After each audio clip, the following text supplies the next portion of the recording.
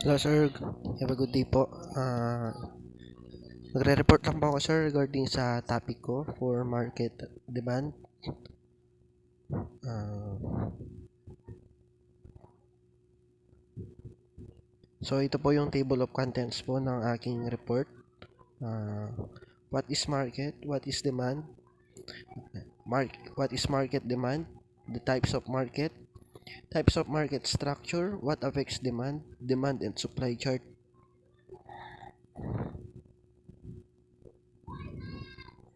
So, what is market?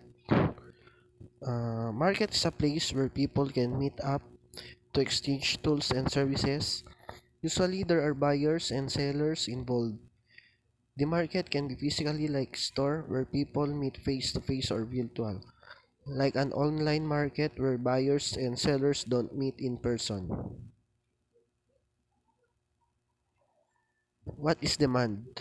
Demand is when consumer is willing to buy a product or service at a certain time or over time. Consumer must also be able to pay for things they want or need, based on how much money they have to spend. So demand is a factor that affects the growth of the economy and the size of the market. What is market demand? Market demand shows how many people want a certain product and why. This is based on how much consumers are willing to pay for a certain goods or services. As market demand rises so do prices. When demand goes down, the price will also go down. Market demand is what everyone is certain industry wants as whole, and it can help merchants figure out how to build an e-commerce site. Types of market. Black market. An underground or black market is a market where illegal transactions happen without the government or other regulatory agencies knowing about them. Many illegal markets exist. People can avoid paying taxes. Second is the auction market. People come together at an auction market to sell and buy specific lots of goods. For the purchase price, the product also bidders try to outbid each others. Next is the financial market. The term financial market is used to describe any place where securities, currencies, bonds, and other types of securities are bought and sold. These markets are the foundation of capitalist societies, and they help business get money, and they make more money. They can be real or just in the head. Uh, Next is the type of market structures. Perfect competition. In a market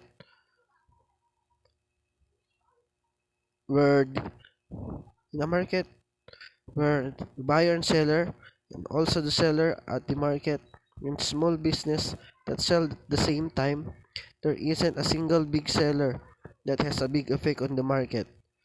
So, in this kind of market, all of the business are price taker. Next is monopolistic competition.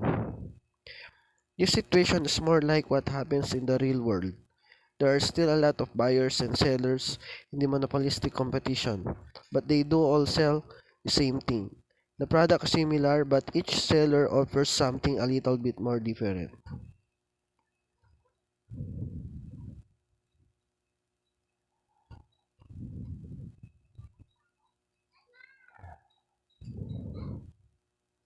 Next is the oligopoly.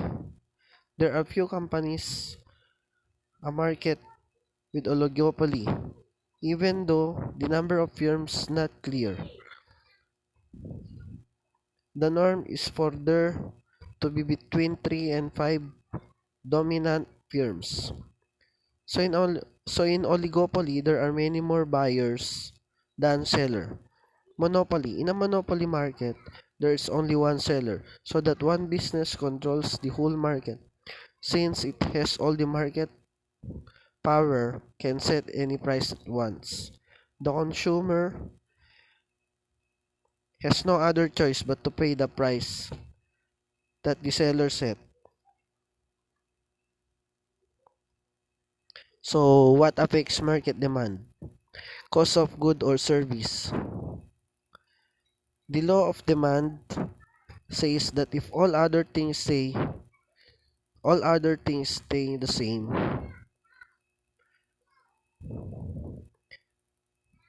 the price determines how many products or services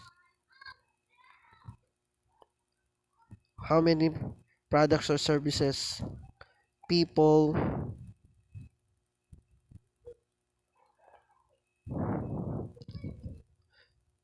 people people will buy. This means that when the price of a product goes up, the people will buy less of it. On the other hand, when the price goes down, people will buy more. Income of buyers. Income gives people the ability to buy things. When income goes down, demand goes down.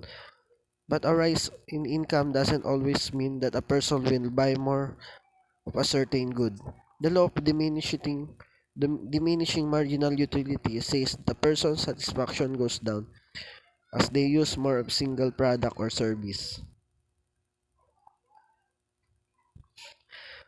Cost of related goods or services. There are two different kinds of costs to think about it. First, the price of a goods or service that is bought with a certain item. For example, pancakes with similar syrup or chips and dip. When the price of a good that gives with another one goes down, the demand goes up. Second, the cost of buying alternatives to a product. For instance, you could choose Coke instead of Pepsi or store brand over a name brand. In this case, when the price of alternatives goes up, demand for the goods or service goes up. Taste or preferences. Changes in what people want will have an effect demand. For example, if more people want a certain product, the amount they want to buy goes up, and if also they don't like the goods or services, the amount they want to pay for it goes down. The expectation, people's decision about what to buy can be affected how they judge the value of a goods or services. When people talk about their expectation, they often mean whether they think the price of product will go up or down in the future. For example, people tend to buy more certain product now if they think it will be more expensive in the future.